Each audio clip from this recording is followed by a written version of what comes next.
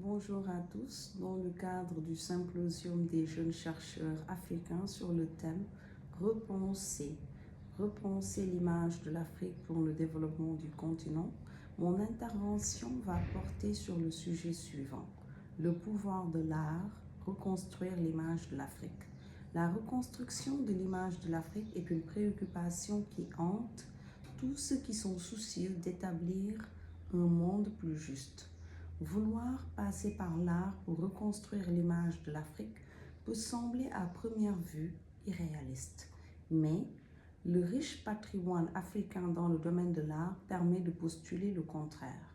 Ainsi, réfléchir sur la problématique de l'art dans le processus de reconstruction de l'image de l'Afrique est intéressant car l'art regorge d'une multitude de richesses et il est un domaine qui n'est pas, à mon avis, bien exploré.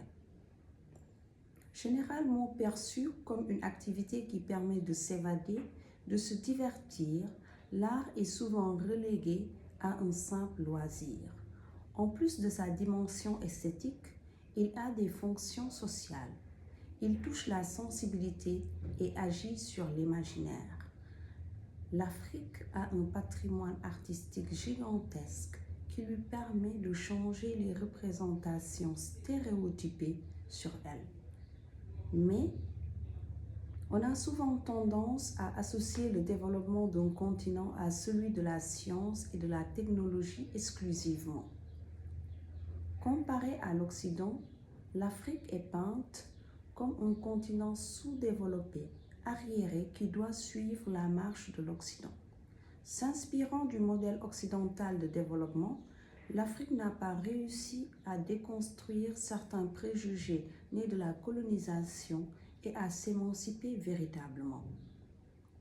De toute évidence, la solution est à rechercher en elle-même. Son développement devra se faire par sa jeunesse et en passant par d'autres canaux tels que l'art par exemple. Même si pour certains, l'art ne peut pas changer le monde, nous devons au moins reconnaître qu'il peut modifier notre vision du monde en la réinventant. Grâce à l'art, l'image que les Occidentaux et certains Africains eux-mêmes ont du continent peut changer de manière positive. En effet, les artistes africains peuvent faire connaître les véritables valeurs africaines, l'histoire ainsi que la diversité et la richesse culturelle aux jeunes générations et au reste du monde. Par le biais de la photographie, de la musique, du cinéma, j'en passe, nous pouvons changer l'idée erronée véhiculée pendant des siècles par l'Occident sur l'Afrique. Par exemple, à travers ses œuvres, le photographe ghanéen Derrick Boateng déconstruit la perception souvent négative que le monde a de l'Afrique. Ses œuvres riches en couleurs représentent un continent sous un prisme positif. En clair, l'objectif de ce travail est de montrer que l'art a le pouvoir de modifier notre rapport au monde en transformant notre regard. Il peut être la vitrine à travers laquelle l'Afrique reconstruit son image.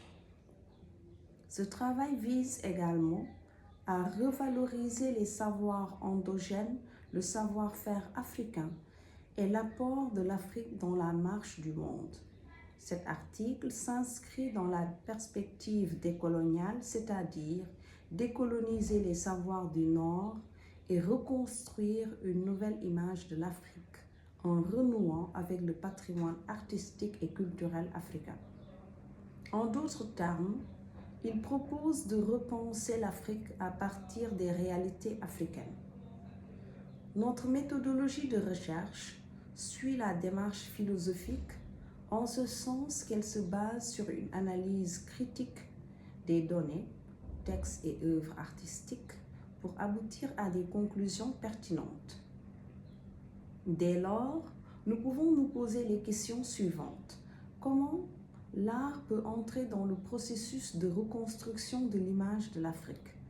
Comment, grâce à l'art, nous pouvons déconstruire certaines idéologies et reconstruire une nouvelle image de l'Afrique? Comment l'art peut-il changer le regard du monde sur l'Afrique? Pour prendre en charge cette problématique de l'art africain dans le processus de reconstruction de l'image de l'Afrique, nous allons orienter notre réflexion autour de deux axes essentiels. D'une part, nous allons revenir sur les préjugés sur l'Afrique et montrer le sens de l'art en contexte africain. D'autre part, nous montrerons comment représenter l'Afrique par le biais de l'art. Les préjugés sur l'Afrique et le sens de l'art en contexte africain. De l'esclavage à nos jours, en passant par la colonisation, l'Afrique a été victime de préjugés racistes. En effet, elle a été longtemps décrite comme un continent sans raison, sans histoire, sans culture. Et même dans le monde de la création artistique, son art a été qualifié de primitif. Mais aujourd'hui, cette image erronée ne peut plus continuer à être véhiculée. Comment réinventer alors une nouvelle perception de l'Afrique? Représenter l'Afrique par le biais de l'art. Si sur le plan de l'épistémé, il y a un travail remarquable sur la décolonialité véritable de l'Afrique avec des auteurs comme Valentine Yves Mudimbe, Léopold Sédar Senghor, Souleymane Bachir Diagne, Cédric Robinson, Badou Ndoye, etc. Dans le domaine de l'art, aussi, des artistes tels que Barthélemy Togo, les jumeaux Ouattara, Frédéric Boisbré, Baba Mal, etc. révèlent chacun à sa manière la beauté, la culture et la tradition africaine. Nous verrons comment les artistes africains utilisent leur art pour, d'une part, déconstruire les préjugés racistes et d'autre part, reconstruire la véritable image de l'Afrique, dépourvue de toute empreinte colonialiste ou néocolonialiste. L'art africain a inspiré des chefs-d'œuvre d'artistes occidentaux de renommée. C'est le cas de Pablo Picasso. Ce dernier s'est beaucoup inspiré de l'art africain, plus précisément des masques africains. Nous pouvons citer à titre illustratif le célèbre tableau de Picasso, Les Demoiselles d'Avignon, inspiré du masque africain Mawangé de la République du Congo.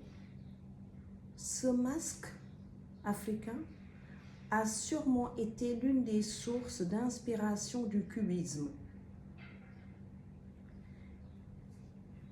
Ce fascinant masque aurait inspiré Les Demoiselles d'Avignon de Picasso.